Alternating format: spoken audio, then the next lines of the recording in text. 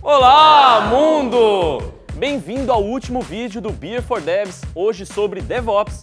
Mas antes, quer saber como a TOTOS está programando? Então vai lá no TOTOS Developers que tem tudo para você que é dev e quer programar com a gente. O link está aqui na descrição do vídeo.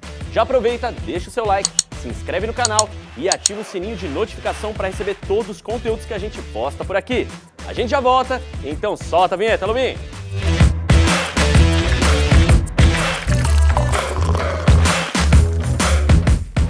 E quais serão as tendências e o futuro do DevOps?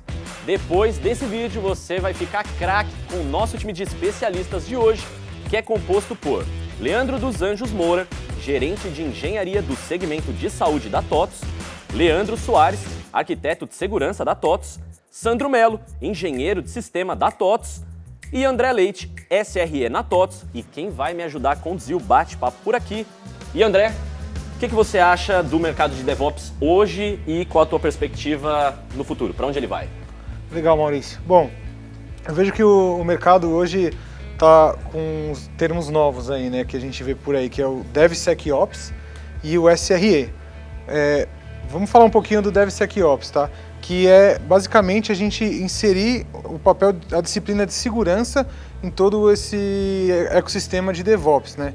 Então a gente sabe que cada vez mais a gente se importa com segurança, né? A gente vê cada vez mais serviços bancários aparecendo, hoje todo mundo com o aplicativo tem sua conta no banco, enfim. Então segurança é um tema muito importante e que as empresas estão entendendo que em toda essa esteira de DevOps, de pegar o seu software e levar ele até a produção, eu tenho que ter a segurança envolvida em tudo isso, né? E aí eu tenho até um questionamento que eu vejo muito nas empresas, o quê? Tem um time de segurança, né, que é totalmente separado do time de desenvolvimento ali, operação, mas também vejo um movimento de começar a ter papéis de segurança dentro do time de desenvolvimento e operação. Eu queria saber um pouco de vocês, o que vocês acham sobre isso?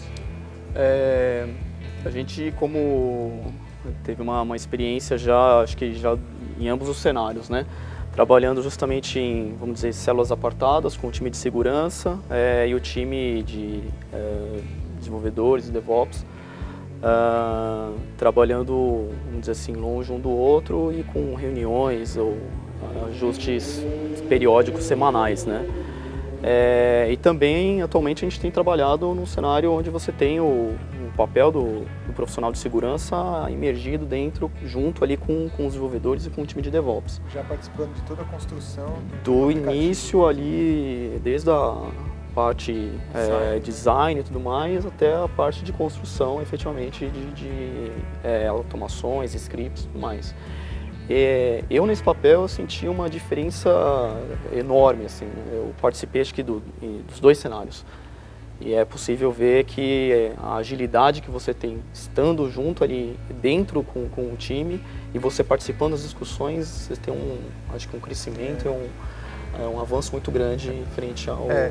Eu vejo que, assim, segurança sempre ficava para depois, né? Tipo, era sempre assim, olha, eu tenho que entregar essa feature aqui, eu tenho esse prazo, eu não tenho time suficiente para colocar segurança. E quando você está nesse cenário que é times separados, acaba que a segurança fica para segundo plano.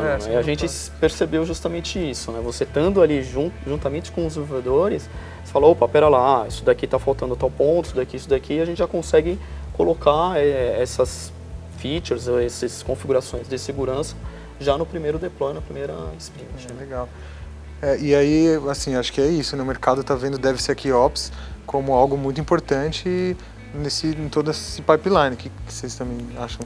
Acho que quando a gente olha, por exemplo, para o produto, né, o que o pessoal de negócio geralmente vê eu quero que meu produto tenha lucratividade, e aí os desenvolvedores eles são pressionados a desenvolver funcionalidades, né? E aí você tem, por exemplo, um profissional de segurança que ele é responsável por prover a segurança, só que ele não participa ativamente, às vezes, no ciclo de vida desse produto. Então, quando a gente começa a olhar para tudo isso como um produto mesmo, e colocar todas essas áreas que a gente fala, infraestrutura e segurança no ciclo de vida do produto, a gente tem um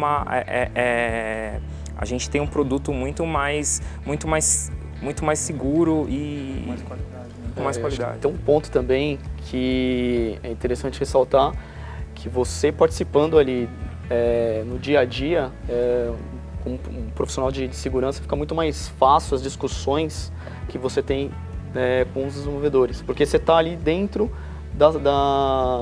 do time, então você está ali diariamente acompanhando a evolução do produto. Então você não fica ali, vou conversar só daqui uma semana com o time. Então muita coisa pode acontecer durante essa uma semana e aí você pode ficar um pouco, pô, mas o que está acontecendo, o que eles discutiram que eu não estou sabendo. E daí eu tenho que, o pessoal tem que parar, explicar Eu fico até pensando assim, né? Porque quando você tem um incidente, né? E é um incidente às vezes de segurança, aí quem vai ser cobrado, né? O time de segurança, mas às vezes o time de segurança não sabe nem o que está sendo feito, né? Tipo, beleza, esse incidente aqui, mas, como que isso aconteceu? A máquina não está hardenizada, enfim. Você não conhece o que está sendo construído, então é até difícil para você conseguir mitigar isso, né? Eu senti bastante isso. Estando imerso ali dentro do time, as discussões para mim ficavam muito mais ágeis e rápidas, porque eu estou ali no dia a dia, efetivamente. E até de previsão de boas práticas, né? Porque o DevOps te permite mapear todos os pontos onde seu sistema tem ali um início, meio e fim, step que ele precisa de uma revisão. E SEC já entrando nesse momento, você tem uma previsibilidade muito maior, né? Uma das que eu entendo, né? Uma das responsabilidades ou da questão da cultura de DevSecOps é justamente você garantir que os processos de segurança eles estão compliance com o que está sendo entregue em produção. Então, sei lá, um exemplo simples, né? Vamos supor que eu tenho um código que eu estou entregando uma máquina virtual e essa máquina está, por exemplo, no código expondo um SSH, um RDP, uma porta, alguma vulnerabilidade. E aí o meu script de DevSecOps ele pode justamente entrar no processo do deploy e barrar esse tipo de coisa. Ele fala, opa, você não pode publicar essas portas porque isso daqui vai gerar uma vulnerabilidade no meu sistema. Então aí eu já, antes mesmo do sistema entrar em produção, o meu script de DevSecOps ele dropa isso, ele barra isso. Então você já acha que o ideal mesmo um scanner de segurança já está dentro desse pipeline para quando você rodar aquilo e rodar os testes, já ter um teste de segurança ali para falar, opa, peraí, você tem uma porta aberta aqui, no firewall que é insegura. A própria aplicação esteja vulnerável. Então, acho que dentro do pipeline, do processo de deploy do sistema de produção, você pode muito bem trigar uma conexão com o meu scanner de vulnerabilidade para ele fazer esse check antes do sistema entrar em produção e expor alguma vulnerabilidade, né? Então, você tem um processo proativo em cima do que está sendo entregue em produção. Acho que quando a gente fala em segurança também, e isso está embutido no produto, a gente tem dois pontos. Por exemplo, quando geralmente o pessoal de segurança olha para a segurança, geralmente olha com uma perspectiva mais da infraestrutura, né? Só que você tem um grande problema também, onde você vai ter o desenvolvedor criando às vezes um backdoor na própria aplicação, né? Então isso a gente vê vários casos de dados que vazaram de usuários que às vezes, por exemplo, o produto inteiro não levava em conta toda a parte de segurança mesmo no produto, né? Então é importante você ver sempre essas duas partes. Tem tanto a parte da infraestrutura e também de quem está desenvolvendo o produto. E quando você tem um profissional de segurança junto com o time, olhando para essa parte, ele vai realmente pontuar e olhar, por exemplo, essas vulnerabilidades e isso não vai entrar em produção. Acho que não só ele vai olhar também, mas acho que um dos grandes papéis desse profissional ele é entender também todas as features de segurança que é possível implementar das soluções, por exemplo, de infraestrutura que está sendo utilizado dentro do produto. Então, por exemplo, sei lá, eu estou trabalhando com a Amazon. Poxa, então o que de features de segurança a gente consegue melhorar para não ficar no método default? Então, o papel, o profissional que está trabalhando como DevSecOps, ele tem justamente essa responsabilidade de olhar tudo que está sendo utilizado, entender e conversar com os desenvolvedores e falar, ó, vamos colocar, você está implementando, por exemplo, sei lá, um EC2, um S3, por exemplo, né? Falar, ó, o que a gente consegue sair do default e habilitar, por exemplo, log, SSL, coisas assim, já no processo de deploy. E aí o DevOps ele já vai incluir essas questões de segurança que o arquiteto de segurança mencionou já na receita dele. Eu acho que assim, é muito mais difícil, o que o Sandro citou, né? Acho que é muito mais difícil medir esse tipo de brecha, né, no código ali, do desenvolvedor, do que algo de infraestrutura, né? Talvez seria interessante que um cara com um perfil, olhando para um segurança, mas com às vezes um perfil de desenvolvimento mesmo, né? Porque às vezes é difícil mesmo você olhar ali internamente no código, algo que talvez em infraestrutura você consiga ter mais ferramentas para te ajudar. Você consegue até ter algum scan de alguma coisa já no pipeline, né, que vai escanear o código, ver fazer alguma análise estática ali para ver algum problema e tal. Mas na minha visão, eu acho que é um pouco mais difícil você pegar essas brechas do que na infraestrutura. É um grande desafio, mas a gente tem que levar em consideração uma coisa. Não deveria existir, mas muitas vezes ocorre aquele mito, né, de eu estou com um provedor de cloud, como você mencionou, a AWS, está tudo seguro. Não. Existe, inclusive, na documentação oficial, camadas onde o AWS atua e ele garante aquela porcentagem de segurança e camadas que é o dono da aplicação que deve se preocupar com isso. Então, isso reforça ainda mais a importância do DevSecOps nesse cenário, onde, como você mencionou, no momento do desenvolvimento até o momento que a operação faz o deploy daquele código, que o código saia limpo na ponta, que ele saia já com uma previsibilidade de segurança maior. Né? Porque existe uma fronteira ali bem definida, né? Tipo, um provider fala, eu vou até aqui, mas da sua máquina para dentro, amigo, aí é responsabilidade sua. E acho que é bem importante a gente ter um pipeline que a gente consiga atualizar os nossos software, não só o software que a gente está construindo, mas o sistema operacional que a gente está rodando também, a gente tem um pipeline.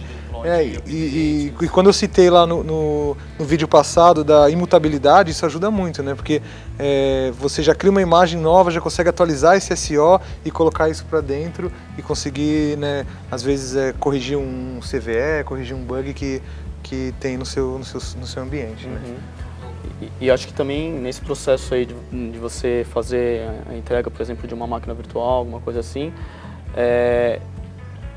complementando o que eu tinha comentado, né, de você não somente fazer a parte pós deploy, ou seja, de você fazer a validação do que foi feito o deploy, mas também no DevSecOps você consegue fazer o pré disso, né, que é justamente, por exemplo, aplicar um script de hardening na máquina virtual, garantindo que você está com o serviço hardenizado, está gerando log. Isso para container também, né? Com toda certeza. Até escanear imagens, já tem ferramentas que a gente consegue escanear imagens de container, né? Sim. Bom, assim, legal, assim, acho que a gente deu para abordar bastante temas assim, de DevSecOps. Eu acho que eu entendi aqui que é mais efetivo a gente ter um papel de alguém de segurança dentro do time, construindo tudo junto, né? Para depois não chegar e falar assim, não sabia disso e tal, né?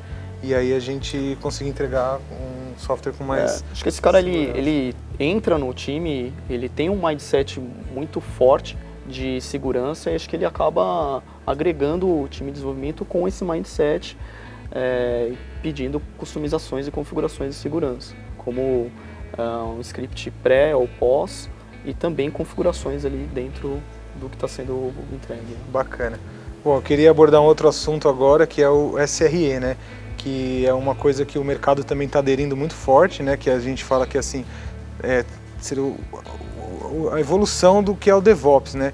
E esse termo SRE, que é Site Reliability Engineer, que a gente pode traduzir como engenharia de confiabilidade de site, né? Que é basicamente eu manter a confiabilidade, garantir a execução do meu serviço em produção, métricas, a performance, capacity planning, enfim, E aí isso começou no Google, né?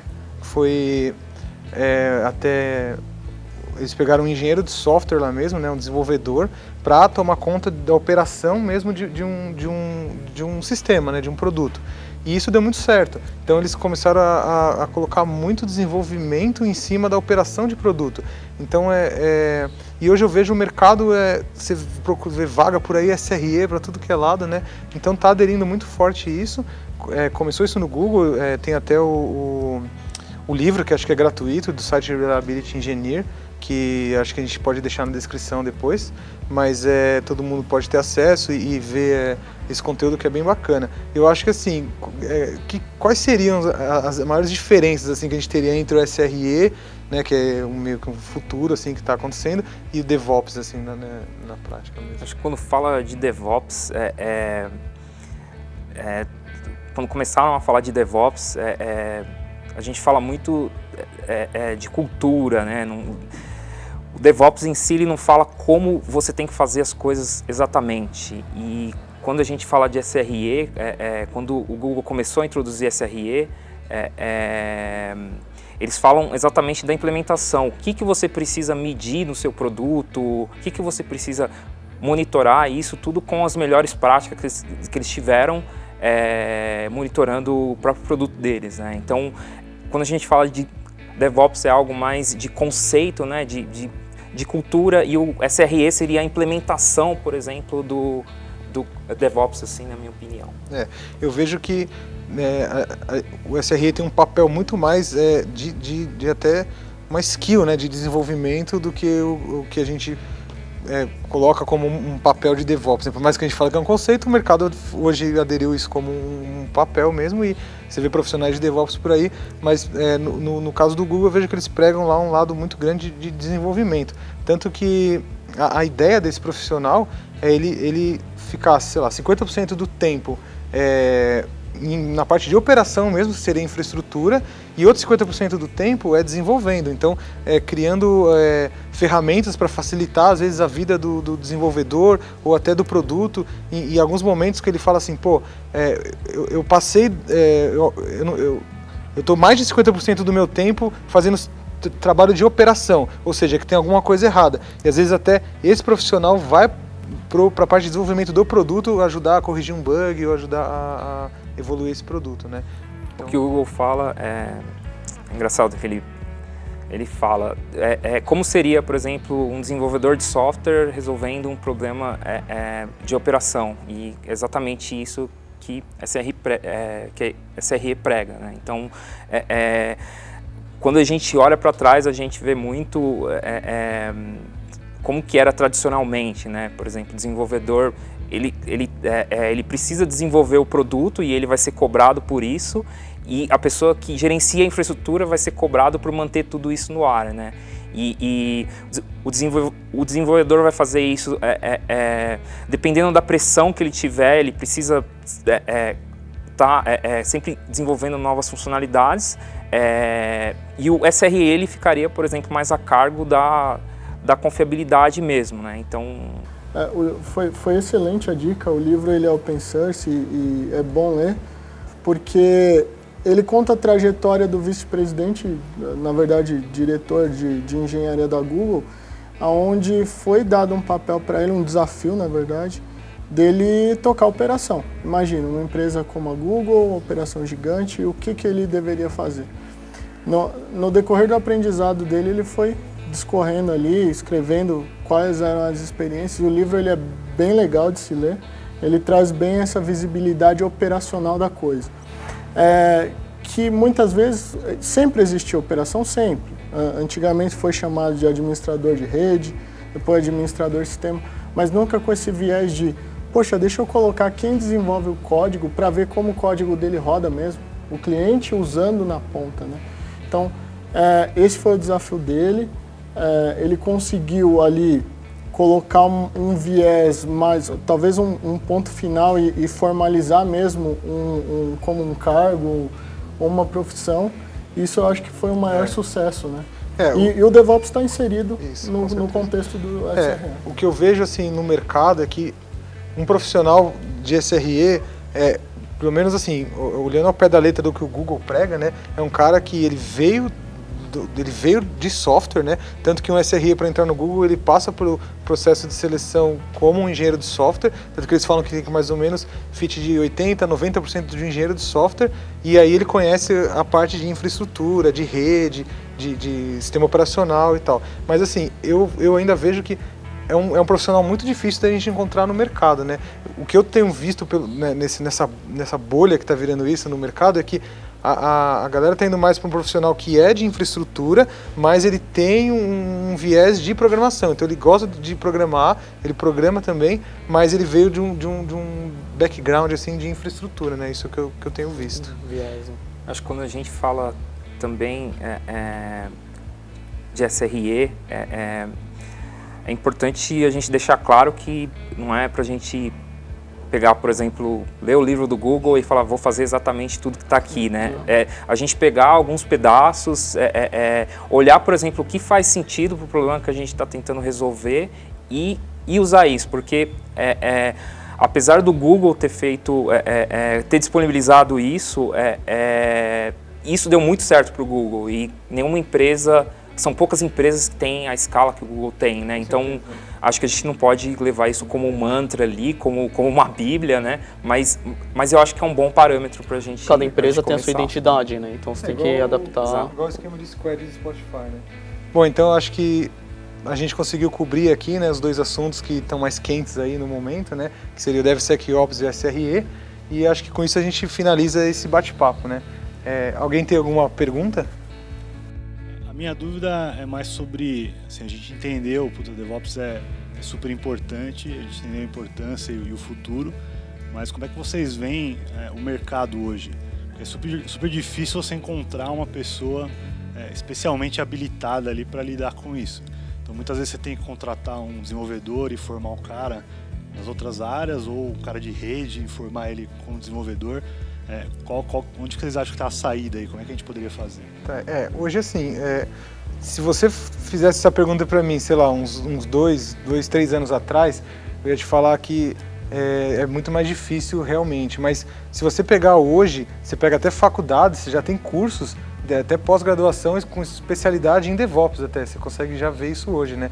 Então tem bastante curso por aí, material que o pessoal consegue se especializar mesmo em DevOps, né? Que até então não existia isso, né? Hoje a gente já consegue mais encontrar. Difundido, né? Acho que não só também, acho que claro que é questão de faculdade e até mesmo na internet você encontra uma série de ferramentas, né? Udemy, que consegue, Coursera também, você consegue se especializar cada vez mais.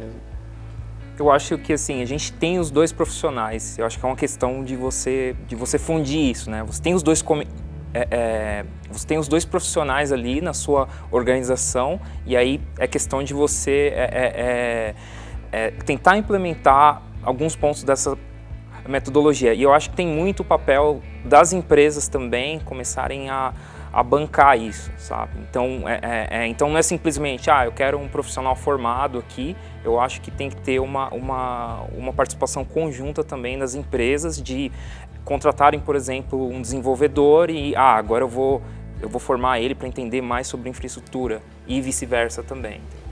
No nosso time a gente tem um caso, né, que o Thiago, que estava nos outros vídeos, ele era um cara que veio do mundo de desenvolvimento mesmo, e aí num determinado período ele começou a migrar muito para a infraestrutura. Isso acontece muito quando você pega às vezes alguém, sei lá, fazendo um projeto pequeno, um projeto pessoal, o cara está desenvolvendo ali um sisteminha dele e ele automaticamente já começa a lidar com essa parte de infraestrutura porque ele precisa manter aquele sisteminha, ou às vezes um projeto pessoal mesmo, então ele já começa a ir nesse mundo. Então assim, hoje eu acho que a gente já consegue ter bastante profissional com esse papel.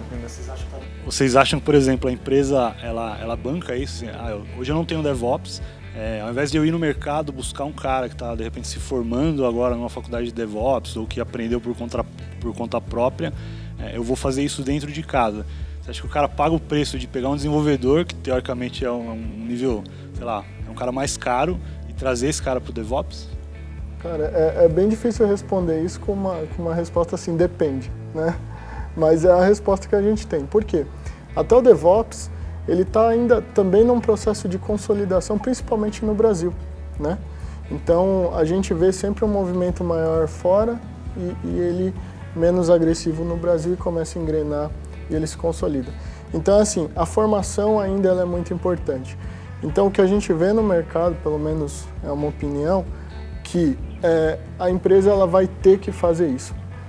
Simplesmente porque a maioria dos sistemas estão rodando em SaaS. Se ele está rodando em SaaS, ele tem alguma coisa on-premise também que às vezes precisa integrar. Então, é um movimento que não tem volta, sabe? Então, naturalmente, ele vai exigir profissionais mais com esse skill, talvez essa migração de operação para desenvolvimento, quanto de desenvolvimento para operação, mas é algo que vai fatalmente, no futuro aí, as empresas terem que olhar de forma mais consistente e formar, caso não tenha, e buscar no mercado, caso ela queira trazer alguém mais especializado para disseminar o conhecimento. Acho que depende da urgência também da empresa, né? O quanto ela vai esperar o profissional que já está contratado se formar ali. Eu vejo isso acontecendo em pequenas empresas, que você vê que eles sabem exatamente o que eles querem, porque eles acabam olhando para essas outras empresas, na falha com essas outras empresas, onde essas empresas erraram, e eles tentam acertar, por exemplo, criando uma nova empresa, que às vezes é muito mais fácil, você sabe exatamente aquilo que você quer. E geralmente você vai procurar o que tem de melhor no mercado. Quando a gente fala, por exemplo, de uma empresa que tem muito tempo de vida, realmente é mais difícil acontecer essa mudança, porque isso é uma mudança cultural, entendeu? Então, eu vejo que, por exemplo, em empresas mais novas é muito mais fácil você encontrar, por exemplo, essas vagas, e nessas empresas que têm mais tempo de vida é um pouco mais difícil, porque eles já têm um produto funcionando e para eles transformarem tudo isso tem um custo muito alto, né? Valeu, pessoal, muito obrigado pela participação de vocês. E assim a gente encerra o último vídeo do Beer for Devs, hoje sobre DevOps, com o oferecimento do Cliente TOTS, a cervejaria Teresópolis. Se você quiser participar dos próximos vídeos, ou se tivesse esquecido de assistir algum deles, tem os links na descrição do vídeo. Já aproveita, deixa o seu like e se inscreve no canal. A gente vai ficando nessa, um abraço, bom happy hour a todos e até a próxima.